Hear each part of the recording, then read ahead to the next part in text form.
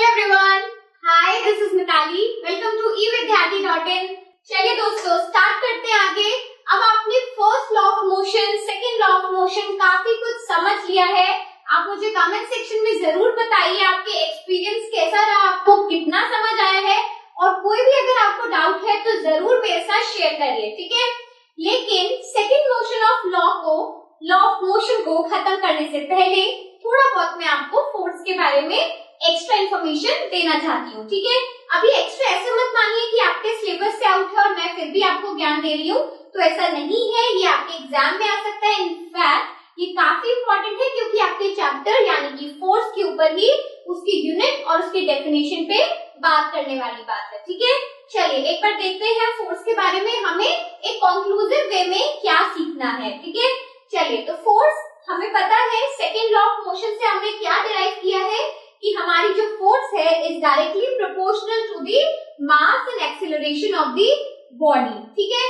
अब वही बात आती है अगेन, आपको ये अगर साइन हटाना है so we need to put a K, यानी कि एक के हमें कांस्टेंट ऑफ प्रोपोर्शनैलिटी हमें लगाना होता है, ठीक है। सो आगे से अगर आपको कहीं पे भी साइंस में इस टाइप का साइन आपको शो होता है, दिखता है, तो याद रखिए अगर उसे हम रिमूव करते हैं तो उसके साथ कोई ना कोई नंबर जरूर मल्टीप्लाई होता है, ठीक है। तो यहाँ पर भी अगर मैं इस साइन को रिमूव करना चाहती हूँ, डायरेक्टली प्रोपोर्शनल का साइन है ये, तो यहाँ पर इक्वल्स टू के साथ वी विल राइट के इंटू मास इंटू एक्सेलरेशन, जहाँ पर हमारा जो के है that is the constant of proportionality, ठीक है। चलिए उसके बाद अगर हम अपने के की वैल्यू, क्योंकि हम कुछ भी ले सकते हैं, तो सिंपली हम अपने फॉर्मूला फोर्स का फॉर्मूला निकालने के लिए क्या कर रहे हैं, के की वैल्यू यहाँ पर 1 ले लेंगे, ठीक है। तो यहाँ पर आ जाएगा, अगर 1 पुट करेंगे force is equals to ma, तो यहाँ से हमने अपने फोर्स का सबसे पहला फॉर्मूला निकाला, that force is always equals to mass into acceleration. और ये फॉर्मूला काफी इंपॉर्टेंट है, आप सभी को, चाहे वो इस स्टैंडर्ड में हो, चाहे आप अपने स्टैंडर्ड्स को आगे बढ़ेंगे जब, तब भी आपको ये याद रहना चाहिए, बिकॉज ये अब आपका पीछा नहीं छोड़ने वाला है, ठीक है। चलिए अब इसको डिफाइन कैसे करते हैं एक बार ये भी देख लेते हैं। मैंने जो यहाँ पर लिखा है वही आपको मैं स्टेटमेंट के रूप में आपको दिखा रही हूँ, ठीक है। और इस तरीके से एग्जाम्स में भी आपसे पूछा जा सकता है कि डिफाइन दी फोर्स और 1 यूनिट ऑफ फोर्स क्या होता है। तो चलिए एक बार हम भी देखते हैं। 1 unit of force is defined as the amount that produces an acceleration of 1 meter per second square in an object of 1 kg mass। यानी कि अगर हम इसे सिंपल भाषा में समझना चाहते हैं तो आप इसे ऐसे समझ सकते हैं कि 1 किलो मास किसी भी बॉडी का अगर है और वो बॉडी पे 1 मीटर पर सेकेंड स्क्वायर का एक्सेलरेशन लगाया जा रहा है, तो जो फोर्स उससे पैदा होगी उसे कहा जाएगा 1 यूनिट ऑफ फोर्स, यानी कि 1 न्यूटन। अब न्यूटन कहाँ से आ गया है? एक्चुअली न्यूटन आया है क्योंकि उन्होंने इतने सारे लॉ ऑफ मोशन दिए हैं, इसलिए कि फोर्स की यूनिट को आप समझ लीजिए एक रिवॉर्ड की तरह हमने फोर्स को उसकी उनके नाम की यूनिट से जाना है, ठीक है। चलो एक बार मैं आपको यहाँ समझाती हूँ। 1 यूनिट ऑफ फोर्स हमने क्या पढ़ा है, कोई भी 1 किलोग्राम की अगर हमारे पास बॉडी है और उस पे 1 मीटर पर सेकेंड स्क्वायर का एक्सेलरेशन पुट किया गया है, तो वो कितना फोर्स प्रोड्यूस करता है? 1, ठीक है। सो 1 यूनिट ऑफ फोर्स को हम क्या कह सकते हैं? आप इसे यहाँ पर ऐसे भी लिख सकते हैं कि 1 इंटू 1 kg मीटर पर सेकेंड स्क्वायर। अब एक ही बात है, तो यहाँ पर ये जो इतना लंबा यूनिट हमें लर्न करना पड़ेगा ना, तो इसलिए इनके नाम से हमें थोड़ा फायदा ये भी मिला है कि भाई इतनी बड़ी यूनिट को अलग अलग से ना बोला जाए और न्यूटन के नाम से इसको जाना जाए, ठीक है। सो फोर्स की जो यूनिट यहाँ से हमारे पास आई है दैट इज न्यूटन। तो यहाँ पर ये कितना है? फोर्स इक्वल्स टू 1 न्यूटन, यानी कि 1 kg mass having an acceleration of 1 meter per second square is having a force, उस पे कितनी फोर्स अप्लाई करी गई है? 1 न्यूटन, ठीक है। चलिए और अब क्योंकि हमें फोर्स यहाँ से निकालने को मिल गया है, तो इसलिए हम ये भी कह सकते हैं कि second law of Newton gave us the measure of force। तो यानी कि हमें जो न्यूटन का सेकेंड लॉ ऑफ मोशन था, इससे हमें क्या मिला है कि फोर्स किस तरीके से हम फाइंड आउट कर सकते हैं, ठीक है। तो अगर आपके एग्जाम्स में ये स्टेटमेंट आपको आ जाता है कि through which law we came to know about the force, या किस लॉ से हमें फोर्स के बारे में पता चला और कैसे हम उसे डिराइव कर सकते हैं। तो आपको यही लिखना है कि सेकंड लॉ से हमें पता चला है और किस तरीके से पता चला है वो आप अच्छे से समझ ही चुके हैं। ठीक है, चलिए अब आगे बढ़ते हैं। इसमें छोटा सा एक डेरिवेशन है, घबराइए मत, ज्यादा मुश्किल नहीं है। इनफैक्ट हम सेकंड लॉ से की मदद से फर्स्ट लॉ को डिराइव करने वाले हैं। ठीक है, आप अगर चाहें तो उसे एग्जाम पॉइंट ऑफ व्यू से भी काफी इंपॉर्टेंट समझ सकते हैं क्योंकि वो क्वेश्चन के रूप में भी आ जाता है। चलिए एक बार देखते हैं वो क्या है डेरिवेशन। चलिए दोस्तों, अब सीखते हैं किस तरीके से अपने सेकंड लॉ ऑफ मोशन से first law of motion derive किया जा सकता है। ठीक है, अब इसे छोड़ना नहीं है क्योंकि एग्जाम पॉइंट ऑफ व्यू से काफी इंपॉर्टेंट रहता है। वैसे भी ऐसे ही ट्विस्टेड क्वेश्चंस देने की बहुत आदत रहती है एग्जामिनर्स की, तो इसलिए हमें कोई कमी नहीं छोड़नी है। बड़ा आसान है, 2 मिनट में हो जाएगा। आप कंटिन्यू रखो यहाँ पर और हम खत्म भी कर लेंगे। ठीक है, चलो सबसे पहले देखते हैं कि हमने सेकंड लॉ से एक चीज जरूर सीखी है कि force is equals to always equals to mass into acceleration. ठीक है, अब इसके बाद हमें मास के बारे में भी कुछ नहीं पता है और फोर्स के बारे में तो हमने इससे ज्यादा कुछ जाना भी नहीं है।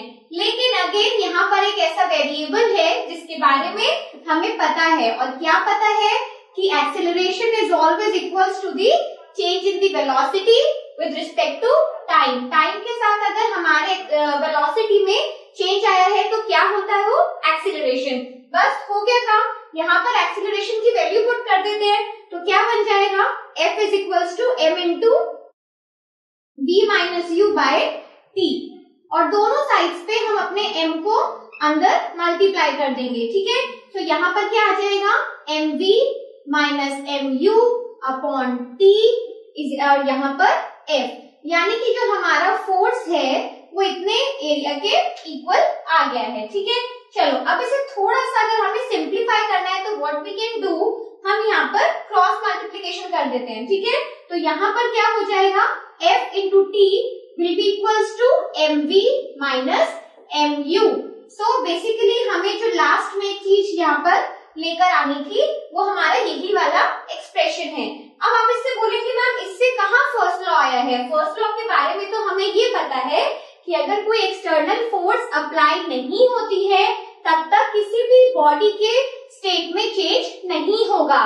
तो अभी मैंने क्या बोला है कि फोर्स अप्लाई नहीं होती है, यानी कि मेरे फोर्स को यहाँ पर 0 होने की जरूरत है, नो होने की जरूरत है। तो ठीक है, अगर आप बोल रहे हैं कि नो होने की जरूरत है तो हम बोलेंगे कि अगर हमारा F 0 के इक्वल हो जाता है, यानी कि कोई भी फोर्स अप्लाई नहीं की जाती है, तो क्या होगा। अब आप इस एक्सप्रेशन में बताइए कि हम इसमें क्या ला सकते हैं, हमारा लेफ्ट वाला पोर्शन पूरा 0 हो जाएगा, क्योंकि 0 को अगर टाइम के साथ मल्टीप्लाई करेंगे तो 0 को किसी के साथ भी मल्टीप्लाई करेंगे 0 आता है। ठीक है, so we can write 0 is equals to mv minus mu, और यहाँ पर अगर हम इसको डायरेक्शन इसका चेंज कर दे, नेगेटिव वाले को इधर लेकर आ जाए इक्वल्स टू साइन के, तो it will be mu is equals to mv।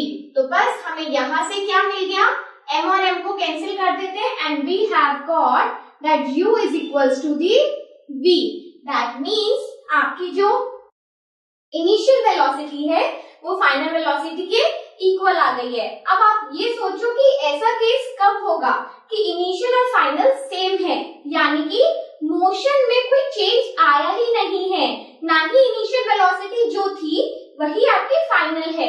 यानी कि अगर 2 किलोमीटर पर आवर के हिसाब से कोई चीज मूवमेंट में है तो वो उतना ही है, there will be no change. और इसी को तो हमारा फर्स्ट लॉ कहा जाता है। क्या कहा जाता है कि अगर कोई भी एक्सटर्नल फोर्स अप्लाई नहीं करी गई है, दैट मीन्स कि अगर फोर्स 0 है, then there will be no change in the motion और in the state of rest. तो अभी तक हमने जो यहाँ पर बात करी है वो मोशन के स्टेट की बात करी है। बट अगर मैं आपको ये कह देती हूँ कि हमारा u 0 है, दैट मीन्स कि हमारा जो बॉडी है वो मोशन में है ही नहीं, तो हम यहाँ से क्या डिराइव कर सकेंगे कि v भी 0 है। ठीक है, दैट मीन्स ये दोनों जो केसेस मैंने आपको बताए हैं, ये बताए हैं रेस्ट के लिए, कि अगर हमें ये शो करना है कि हमारी बॉडी रेस्ट पे है तो हमारी जो इनिशियल वेलोसिटी हो जाएगी वो कितना हो जाएगी, 0 हो जाएगी। And if initial is 0 then final तो 0 होगी ही, because from here we know कि initial and final velocity are the same. और बिकॉज हम ये सबसे पहले प्रूव कर ही चुके थे, इसका मतलब ये है कि until and unless if no external force, that means unbalanced force is applied, the object continue to move with uniform velocity. तो हमारा जो ऑब्जेक्ट है, जो भी हमारी बॉडी है, वो कंटिन्यू करेगी अपने स्टेट ऑफ मोशन में ही, but with the same velocity throughout the time interval t. ठीक है, तो आपको समझ आया किस तरीके से मैं सेकेंड लॉ ऑफ मोशन से फर्स्ट लॉ ऑफ मोशन को डिराइव करके लेकर आई हूँ. ठीक है, तो इस तरीके से आपको ये स्टेटमेंट दिया जा सकता है और पूछा जा सकता है. I hope you have understood this part. आपको कहीं भी डाउट आता है, आप फ्रीली कमेंट सेक्शन में कमेंट करिए और हमें बताइए. ठीक है, so stay tuned with us, keep watching, keep learning. Bye.